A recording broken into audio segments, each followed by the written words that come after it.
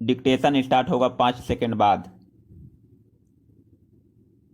Start.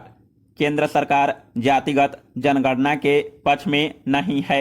केंद्रीय सामाजिक न्याय एवं सशक्तिकरण मंत्रालय की ओर से सुप्रीम कोर्ट में दायर हलफनामे से यह साफ हो गया है।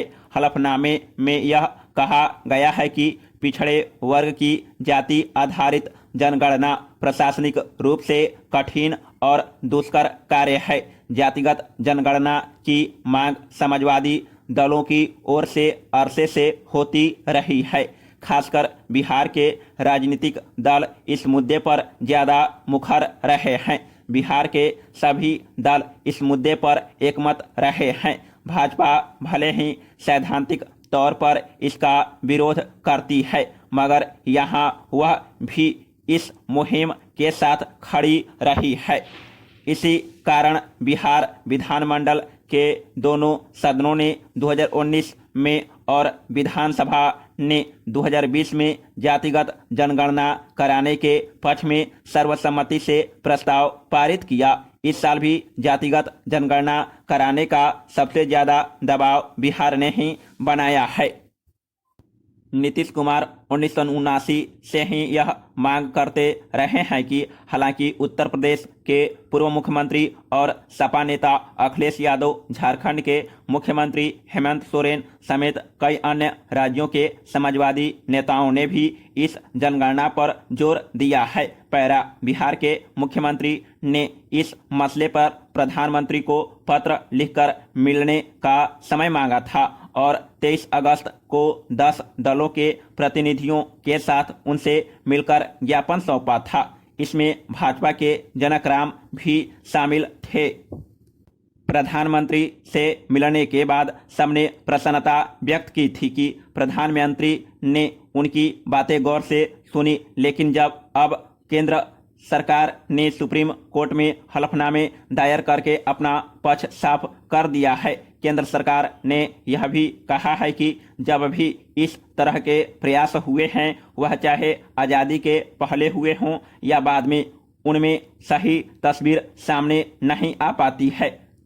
2011 की सामाजिक आर्थिक जनगणना में भारी त्रुटियां थी। यह प्रशासनिक रूप से काफ़ी कठिन कार्य है। केंद्र सरकार का पक्ष सामने आने के बाद देश प्रदेश की सियासी गोलबंदी का गठबंधन की राजनीति पर इसका किस तरह असर पड़ेगा, इस बारे में कोई भी टिप्पणी जल्दबाजी होगी। दरअसल भारतीय जनता पार्टी या कांग्रेस सैद्धांतिक तौर पर जातीय जनगणना के खिलाफ ही है। साल 2011 में हुई सामाजिक आर्थिक और जातीय जनगणना की रिपोर्ट जारी न करने का फैसला कांग्रेस के नेतृत्व वाली सरकार ने ही लिया था।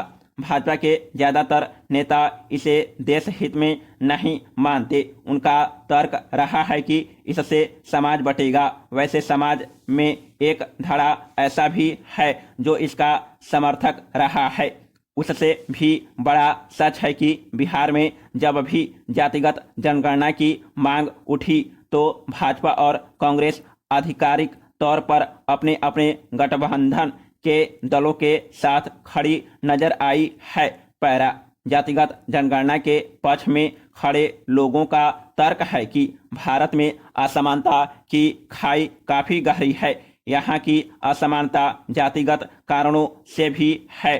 छोटी छोटी जातियों की अपनी आबादी को लेकर बड़े बड़े दावे भी रहे हैं। इसलिए वास्तविकता जातिगत जनगणना से ही सामने आ सकती है। इससे यह भी साफ हो जाएगा कि कहाँ किस जाति और इलाके में पिछड़ापन ज़्यादा है।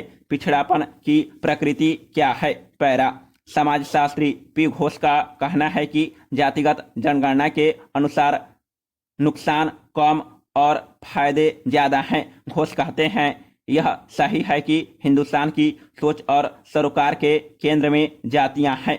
जातिगत जनगणना से इसे और मजबूती मिलेगी, लेकिन इससे बड़ा फायदा यह होगा कि हम देश में असमानता पाटने का एक कारगर एजेंडा तैयार कर सकेंगे। विकास में संतुलन लाने में यह बेहद कारगर होगा।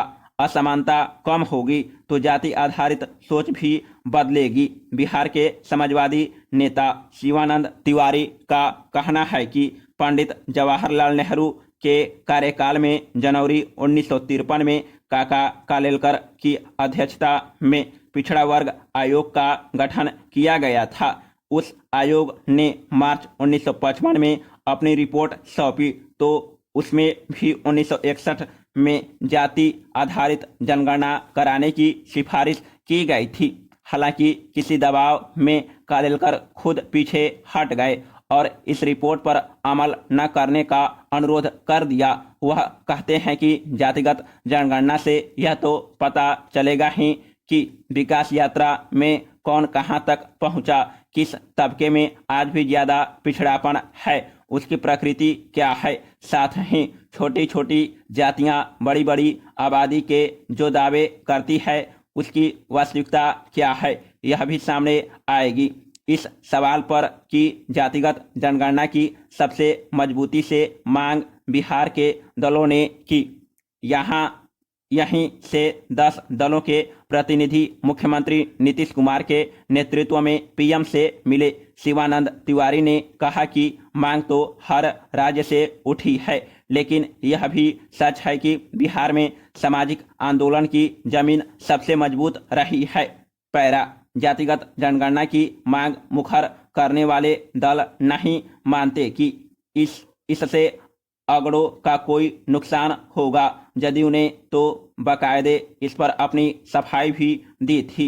जदयू के राष्ट्रीय अध्यक्ष ललन सिंह ने पार्टी की बैठक में कहा कि यह धारणा गलत है कि इससे सवर्णों को नुकसान होगा या उनकी हकमारी होगी। बहरहाल केंद्र के सुप्रीम कोर्ट में हलफनामे से भाजपा को छोड़ प्रतिनिधिमंडल में शामिल तमाम दलों को निराशा हुई है। जदयू, राजद और कांग्रेस ने तीखी प्रतिक्रिया भी दी है। जब पीएम के पास प्रतिनिधिमंडल जाने का फैसला हुआ था उस समय यह भी कहा गया था कि अगर केंद्र सरकार जातिगत जनगणना कराने के लिए सहमत नहीं होगी तो राज्य सरकार अपने स्तर से कराने पर विचार कर सकती है। संभव है बिहार में सरकार इस दिशा में पहल करे और जातिगत जनगणना का प्रयोग बिहार में सफलतापूर्वक हो। जातिगत जनगणना की मांग उठाने और खारिज करने के नफा नुकसान को लेकर भी शस्त्रास्त्र होते रहे हैं। एक तबका मानता है कि अति पिछड़ी जातियों की आबादी सबसे ज्यादा है और वे जातिगत जनगणना के पक्ष में रही है। उनकी नाराजगी भारी पड़ सकती है। दूसरी तरफ सोशल मीडिया पर यह संदेश भी पिछले दिनों वायरल किया जाता रहा कि जिसने भी जातिगत जनगणना कराने की कोशिश की सत्ता उसके हाथ से फिसल गई। इन तमाम विरोधाभासों के बीच हमें केंद्र सरकार के ताजा स्टैंड के बारे में सामाजिक और राजनीतिक प्रतिक्रिया का इंतजार करना होगा। समाप्त।